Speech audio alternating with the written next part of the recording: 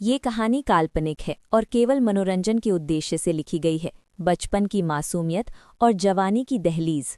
मेरा नाम जोया है। जब ये घटना घटी तब मैं करीब 19 साल की थी और कॉलेज के फर्स्ट ईयर में थी। हम एक मध्यम वर्गीय परिवार से थे, जहां संस्कारों और इज्जत को पैसे से ज्यादा अहमियत दी जाती थी। मेरे घर में मेरे अब्बू, अम्मी और मैं रहते थे, लेकिन हमारे घर का एक और अहम हिस्सा थे मेरे कजिन, फूफी के बेटे अरहान भाई। अरहान भाई मुझसे करीब 8 साल बड़े थे।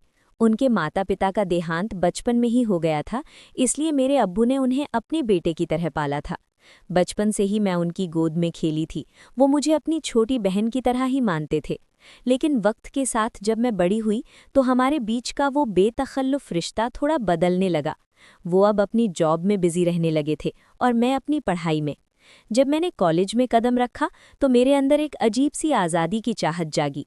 अब तक मैं एक सख्त माहौल में रही थी, जहां घर से कॉलेज और कॉलेज से घर आने का वक्त तय था। लेकिन कॉलेज की हवा ही कुछ और होती है। वहां मैंने देखा कि लड़कियां कितनी आज़ाद हैं, बेखौफ होकर लड़कों से बातें करती हैं और अपनी मर्जी की मालिक हैं।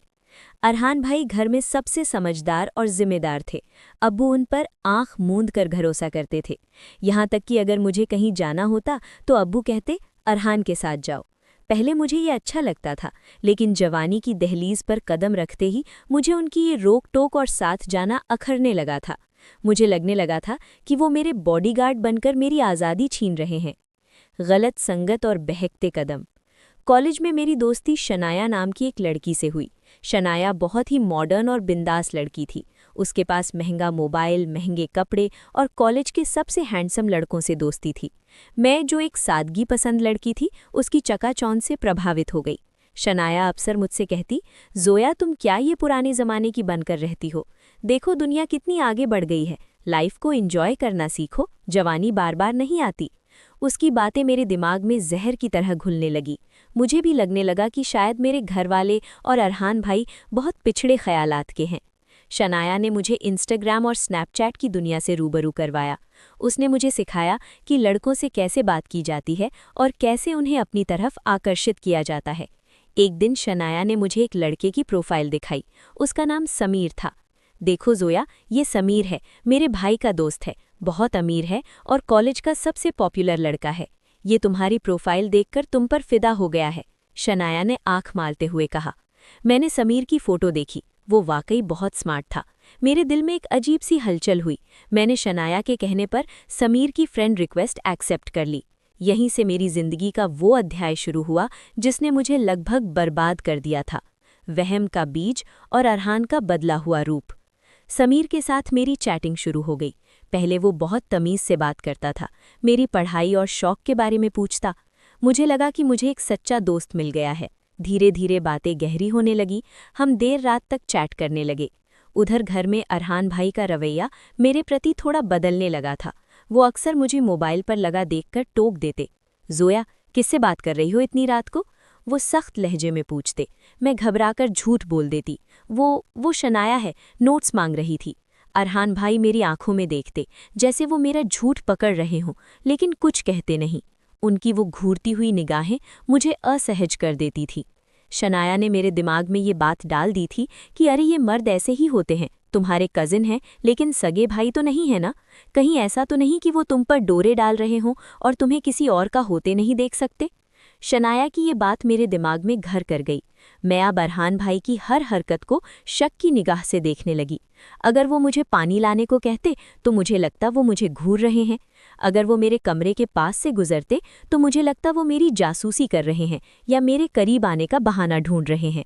मेरी सोच इतनी गंदी हो चुकी थी कि मुझे अपने रक्षक में ही भक्षक दिखने लगा था।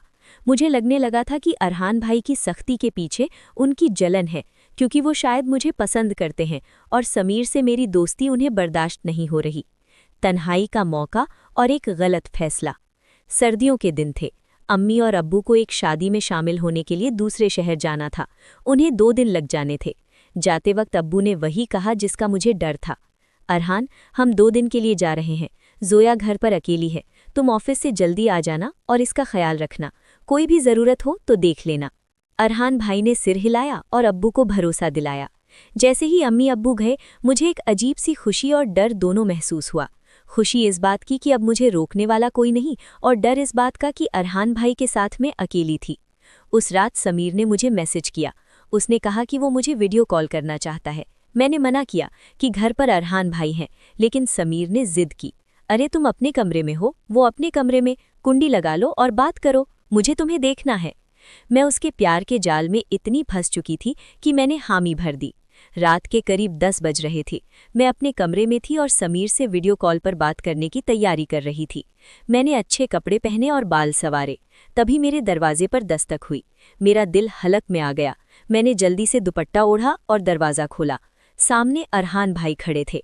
जोया, मेरे सिर में बहुत तेज दर्द हो रहा है, क्या तुम मेरे लिए 1 कप स्ट्रॉन्ग कॉफ़ी बना दोगी? उन्होंने अपनी कनपटी दबाते हुए कहा। मैंने राहत की सांस ली कि उन्हें मेरे प्लान का पता नहीं चला। जी भाई, अभी लाती हूँ, मैंने कहा। जब मैं कॉफ़ी लेकर उनके कमरे में गई तो वो अपने बेड पर लेटे हुए थे। मैंने कॉफ़ी टेबल पर रखी और जाने लगी, तभी उन्होंने मेरा हाथ पकड़ लिया। मेरे बदन में सिहरन दौड़ गई। शनाया की कही बातें मेरे दिमाग में गूंजने लगी। ये मर्द मौका ढूंढते हैं जोया। रुको, उन्होंने भारी आवाज़ में कहा। आज घर पर कोई नहीं है, मुझे अच्छा नहीं लग रहा। थोड़ी देर यहीं बैठो, मुझसे बातें करो। मैं बुरी तरह डर गई। मेरा शक यकीन में बदलने लगा था। क्या अरहान भाई आज अपनी हदें पार करने वाले हैं? क्या वो मेरा फ़ायदा उठाना चाहते हैं? लेकिन मैं कुछ बोल नहीं पाई और चुपचाप उनके बेड के किनारे कुर्सी पर बैठ गई। वो कॉफ़ी पीते रहे और मुझे देखते रहे। उनकी आंखों में एक अजीब सी चमक थी जो मैं समझ नहीं पा रही थी। वो तूफ़ानी रात और वीडियो का सच। अरहान भाई ने कॉफ़ी का मग रखा और अपना मोबाइल निकाला। जोया, तुम आजकल फ़ोन पर बहुत बिजी रहती हो, क्या देखती हो? उन्होंने मुस्कुराते हुए पूछा, लेकिन उस मुस्कान में एक चेतावनी भी थी। मैंने हकलाकर कहा, कुछ नहीं, बस पढ़ाई की वीडियो। अरहान भाई हंसे, एक ऐसी हंसी जिसने मुझे अंदर तक हिला दिया। पढ़ाई या कुछ और? चलो आज हम दोनों मिलकर कुछ वीडियो देखते हैं।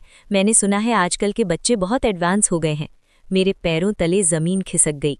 क्या अरहान भाई मुझसे अश्लील वीडियो देखने की बात कर रहे हैं? मेरा डर अब गुस्से और घृणा में बदल रहा था। मैंने सोचा, ये इतने गिरे हुए हो सकते हैं, मैंने कभी नहीं सोचा था। उन्होंने मुझे अपने पास बुलाया। इधर आओ, पास बैठो, दूर क्यों बैठी हो? मैं कांपते हुए उनके पास जाकर बैठ गई। उन्होंने अपने मोबाइल की स्क्रीन मेरी तरफ की। देखो इसे। मैं अपनी आंखें बंद करने ही वाली थी कि स्क्रीन पर जो चला उसे देखकर मेरी सांसें रुक गईं। वो कोई फिल्म या गाना नहीं था, वो एक रिकॉर्डिंग थी, एक वीडियो कॉल की रिकॉर्डिंग। उसमें समीर था, लेकिन वो मुझसे बात नहीं कर रहा था। वो अपने दोस्तों के साथ बैठा था और शराब पी रहा था। वीडियो में समीर कह रहा था, अरे यार, वो जोया तो बिल्कुल पागल है मेरे पीछे। मैंने तो शर्त लगाई थी कि उसे 1 महीने में पटा लूंगा। बस आज रात का प्लान है, उसके घर वाले बाहर हैं, मैंने उसे वीडियो कॉल के लिए मनाया है। आज उससे कुछ प्राइवेट तस्वीरें मंगवाऊंगा और फिर उसे ब्लैकमेल करके उससे पैसे भी ऐठूंगा और मज़े भी लूंगा। बेचारी भोली है, उसे क्या पता कि मैं उसकी सहेली शनाया का भी बॉयफ्रेंड रह चुका हूँ और शनाया ने ही उसे फंसाने में मेरी मदद की है। ये सुनकर मेरे कानों में सन्नाटा छा गया। मुझे लगा जैसे किसी ने मेरे मुंह पर जोरदार तमाचा मारा हो। समीर, जिसे मैं अपना हमसफ़र मान रही थी, वो इतना घटिया इंसान है? और शनाया, मेरी बेस्ट फ्रेंड, उसने मेरे साथ इतना बड़ा धोखा किया? मेरी आंखों से आंसुओं का सैलाब बह निकला। मैं स्क्रीन को घूर रही थी, जिसमें समीर और उसके दोस्त मेरी सादगी का मजाक उड़ा रहे थे। अरहान का असली चेहरा। मैं रोते हुए अरहान भाई की तरफ देखने लगी। अब मुझे उनकी आंखों में हवस या जलन नहीं, बल्कि एक भाई की चिंता और दर्द दिखाई दे रहा था। अरहान भाई ने मोबाइल बंद किया और मुझे पानी का गिलास दिया। पी लो, उन्होंने नरमी से कहा।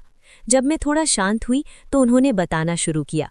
जोया, मैं जानता था कि तुम क्या सोच रही थी। तुम्हें लग रहा था कि मैं तुम पर पाबंदी लगा रहा हूँ, मैं तुम्हारा दुश्मन हूँ, या शायद मैं तुम्हें गलत नज़र से देखता हूँ। मैं शर्म से पानी पानी हो गई। मैंने नज़रें झुका लीं।